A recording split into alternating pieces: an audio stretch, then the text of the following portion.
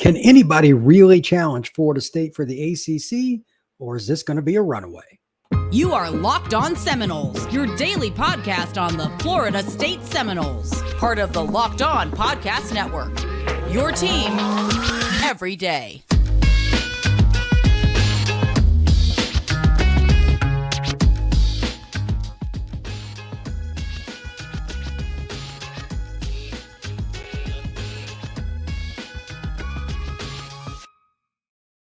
Welcome back into another episode of Locked On Seminoles. I am your host, Brian Smith. Thank you to the everydayers that make this a great episode. And you can find us free and available wherever you get your podcasts and on YouTube, part of the Locked On Network, your team every day. Today's episode is going to dive into the top of the ACC, what's going on in the league, and all the changes. This episode is also going to kind of look at it from a big box picture. This league, the ACC against the SEC, and we're going to talk a little bit about some of the battles that have been going on the field, how they impact recruiting, and the future with recruiting Florida State and otherwise the ACC and the SEC.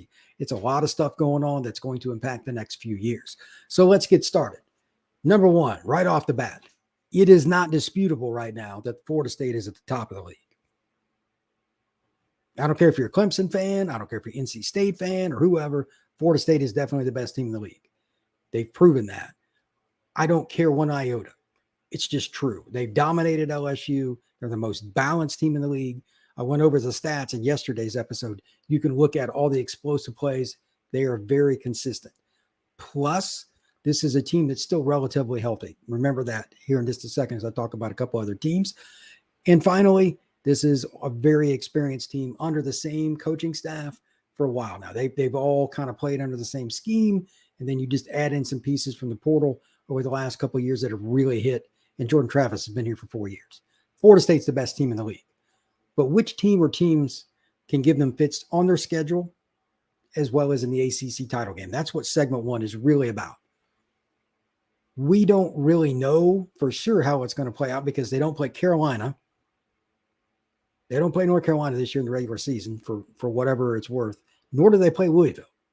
And to that point, let's talk about Louisville. They have the easiest slate, quite possibly, of any team in the ACC, just the way it kind of fell.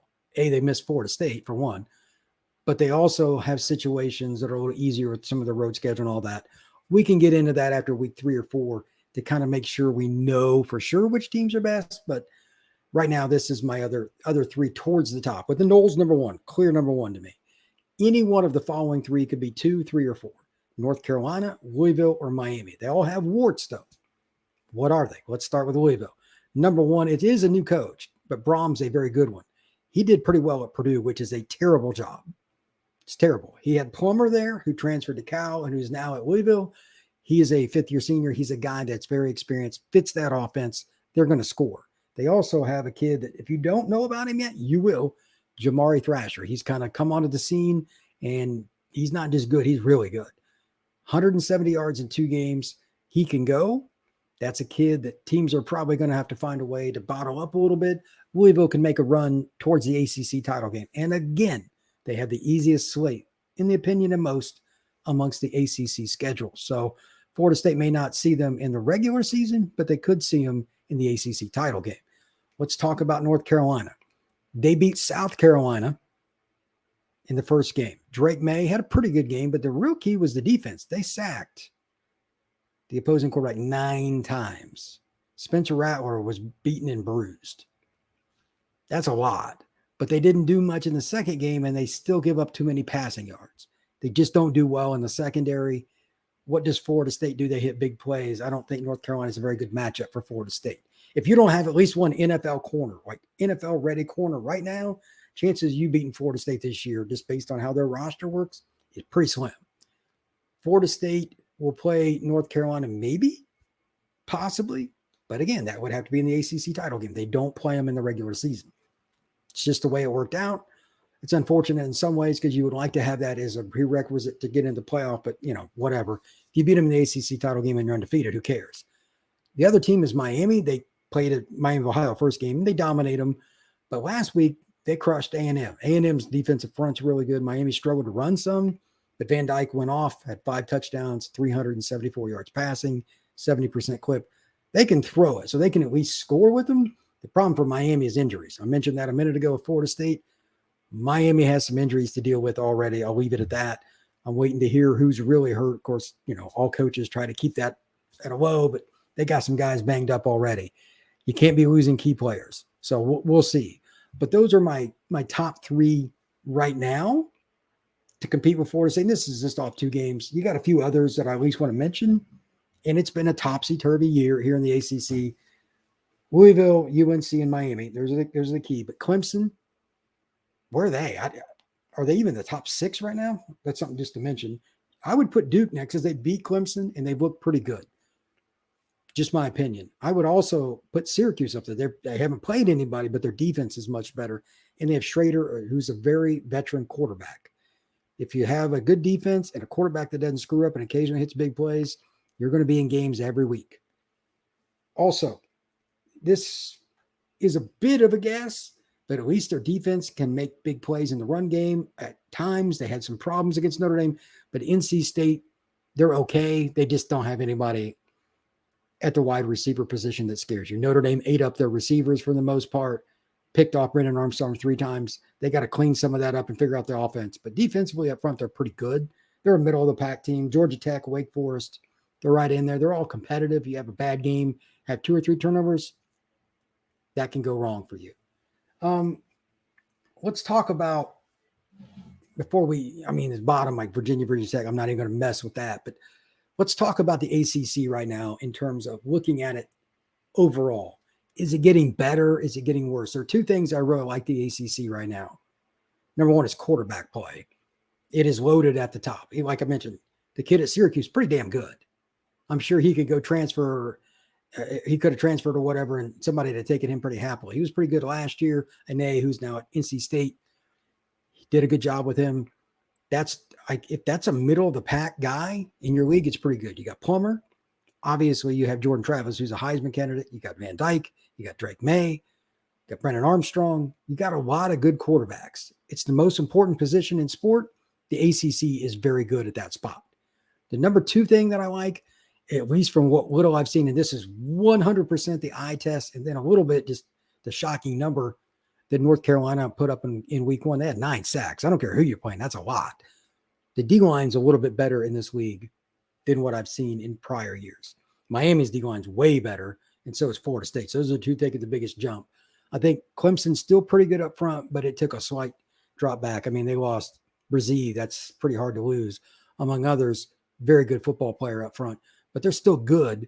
Georgia Tech's D-line's better than it has been. I'm not going to talk about Virginia Tech, or Boston College. They're all bad. But pretty much everybody else in the league at least has one guy. That's a really good football player. He's got a chance to go to the NFL or at least go to the NFL training camp for somebody as an unrestricted free agent and try to make a team. This has been a problem in the ACC. Not enough defense. Not enough guys that are at NFL caliber, especially up front. If you're not good in the trenches, you're going to get hammered. The ACC's been that way for too long. So just something to think about. It's a problem, and it's why the ACC hasn't competed well with the SEC in a lot of years. But this year, I think they got a better chance. Quarterback play and D-line play is better. And the SEC's a little down, which brings up segment 2. That's what we're going to talk about. Going to compare the leagues a little bit, just some subjective thoughts. Why is Nick Saban down with Alabama? Like, what's going on there?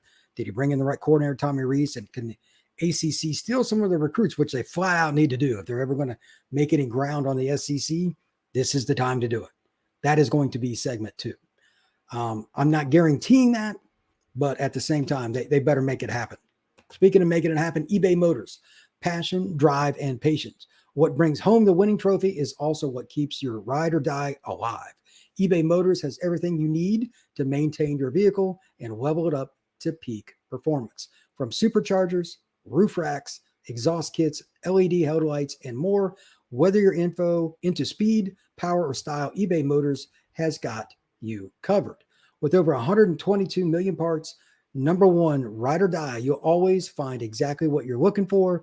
eBay's guaranteed fit. Your part is guaranteed fit your ride every time or your money back. Because with eBay Motors, you're burning rubber, not cash. With all the parts you need at the prices you want, it's easy to turn your car into the MVP and bring home that win.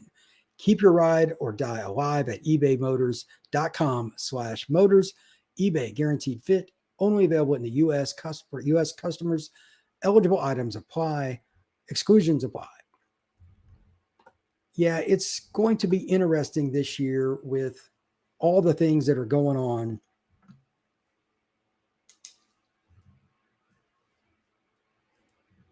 In regards to the ACC and recruiting, they got a chance here. They've got a chance. I'm going to say the ACC's taken at least a 5 to 10% jump towards the SEC, and a couple of the things shock me.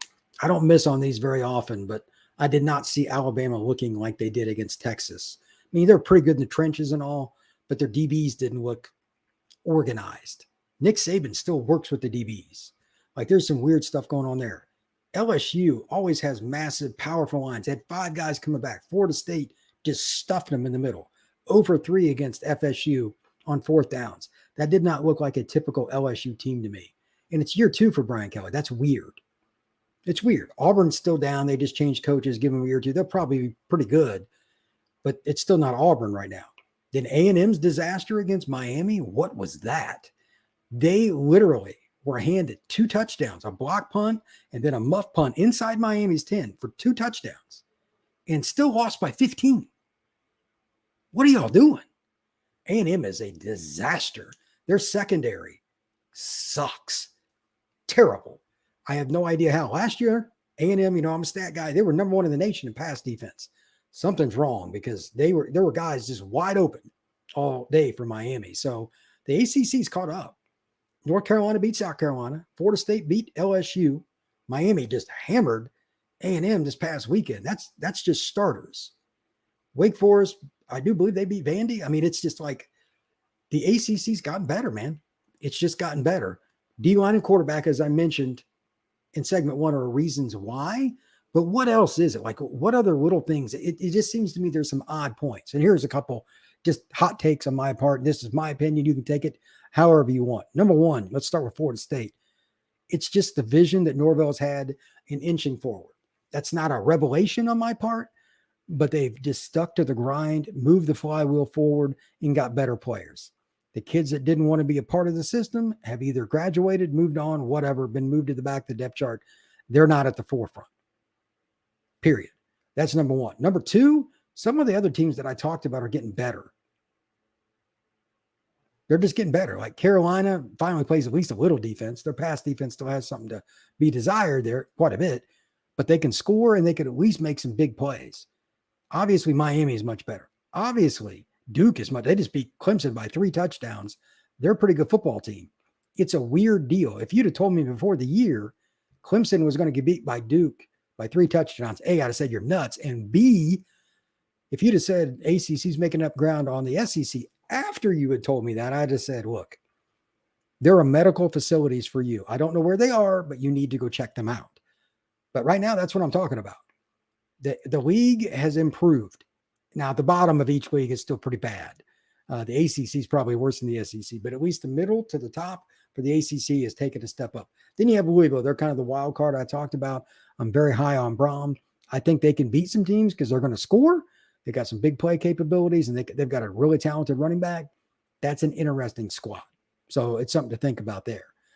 Can Florida State and the ACC make a move the rest of the season, though? They're not going to play much between now and the end of the year, if at all. I'm not sure if there's any games, but until you get to, like, obviously Clemson plays South Carolina, Florida State plays Florida, like those end of the year games. Outside of that, Georgia Tech plays Georgia, and they're going to get hammered. But is there anything else of note? Like, what else would you need to see? And it's really just the eye test. So here's a couple of things to look for. How do the quarterbacks, like at Alabama, again, I am blown away. Nick Saban and the Tide, Florida State would beat them right now in Bryant-Denny. I have no doubt in my mind. None. 2, they got to figure out something in that secondary because I know they're worried about the quarterback play, and I get it. It's the most important position on the field and, quite honestly, in sport, quarterback. But there were dudes running really open for Texas. Like, are you going to cover this guy? And these are future NFL players. Like, it wasn't any surprise that Texas's offensive skill were making plays after they got the ball. It's just how easy Quinn Ewers got them the ball. Alabama's I'm not sure they're going to finish in the top 3 just overall of the Southeastern Conference. I'm really not. I watched about every Alabama game I can think of over the last several years because I want to use that as a barometer for other teams, anything that I did. And I was watching that game, especially in the second half, and I'm like, okay, they're pretty good on the line still, but their back 7 just isn't making that many plays on defense. And then offensively, the quarterback play just makes it so difficult for them to move the ball consistently unless they throw a bomb. I mean, Texas just lined up and dared them to throw it because if Milroe didn't hit the bomb, they weren't going to go on a 12-play drive. That is not how you win in the SEC or any league. I think they would struggle to finish second in the ACC. I really do, because I'm not sure they would be able to score enough based on how bad Milroe is. So that leads to the question. Alabama's down. LSU is just goofy. Florida State smacked them so hard, I'm not sure how to rate them. They could still win the SEC, what is considered the SEC West. Because the SEC West used to be dominant. It's not very good. A&M's down. LSU's down. Alabama's down. Arkansas did not look good this past week. Ole Miss, they finally did something. They won at Tulane, but their quarterback didn't play, so I'm still a little iffy. I don't know if there's anybody over there. And in the SEC East, let's just talk about the obvious. Does anybody have any faith at all in Florida? Any? I don't. Watching any of that Utah game, I mean, you think of Florida and the SEC, that's one of the top 5 teams every year, right? They're one of the bottom 3 or 4. They're garbage. They have no chemistry. I have no idea what it is. When their quarterback, who's not that great, throws for 300 and some yards, he didn't play bad against Utah, is your outstanding offensive player, it's not a good sign. They can't score. Their play calling is goofy. They ran a freaking inside shovel pass to a tight end in a critical situation against Utah. That is not good play calling. Florida State is going to bludgeon them at the end of this year. Bludgeon. That's a 20-point game, in my opinion. The SEC is just not as good as it was. And I'm shocked by it because I'd have no doubt that it's still the best league because at the top, you got to beat the king to be the king. So I'll give Georgia that. But I mean, right now on a neutral field, I think Florida State has a great chance to beat them. That'd be a great game. That might be the 2 best teams. But after Georgia, who the heck is it? What does the SEC have to offer that the ACC doesn't? I mean, the quarterback play at the top, which is, again, the most important position. You got Jordan Travis, you got Drake May, you got Van Dyke, you got guys that are going to get drafted. How many guys in the SEC do you know for sure, especially out of the tradition-rich teams, are going to go high? Name them. Who are they? I mean, Milton, maybe Tennessee. That's kind of a wild card team. We don't know yet. They play at the Swamp. I imagine they'll beat the Gators, but I mean, Milton's been all over the place in his career. Big arm, but we don't know. There is nobody that I'm really scared of until they prove it. There have been a lot of guys that are good players, and I think Jaden Daniels will make an NFL roster for a while. I just don't think he's accurate enough to be a long-term NFL quarterback. Most people aren't. These are reasons the ACC, quite honestly, has made that jump. And it's one of the reasons that I think recruiting, which I'll talk about in segment 3 for the ACC, they got a small window here. It's small. The grant of rights and all that other stuff is not a very positive thing for the Noles or anybody else. We know it. You don't even have to get into that. But if you're going to make any hay to catch up with the SEC, the mighty SEC, you better do it this year. This isn't going to last forever because they spend more money than any other conference on their facilities, on their coaches, on the recruiting budgets, everything else. You got to make it happen this year in recruiting. It's not an easy thing to do. And you got until December 20th. That's the first signing day to make everything kind of work. So, it's really interesting. To that point, college football kickoff live will cover playoff implications, the conference rivalry games, go in depth like Locked On can, including insight and analysis from our stable of Locked On college hosts covering their team every day. It's going to be from 11 a.m. to 1 p.m. every Friday. I've been on the show. I'll be on it again. when Florida State has a big game, when they get ready to play Clemson. I'm sure I'll be on the show next week.